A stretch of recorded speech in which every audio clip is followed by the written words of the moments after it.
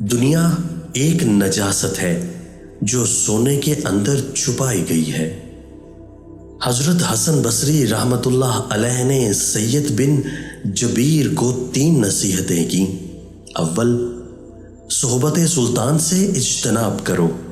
دوم، عورت کے ساتھ تنہا نہ رہو۔ سوم، راگ رنگ میں کبھی شرکت نہ کرو، یہ چیزیں برائی کی طرف لے جانے کا پیش خیمہ ہے۔ جسے خدا ذلیل کرنا چاہتا ہے وہ دولت کی تلاش میں لگ جاتا ہے۔ تقویٰ کے 3 مدارج ہیں۔ اول، عیوز و غضب کے عالم میں سچی بات کہنا۔ دوم، ان اشیاء سے اعتراض یعنی پرہیز کرنا جن سے اللہ نے اجتناب پرہیز کا حکم دیا ہے۔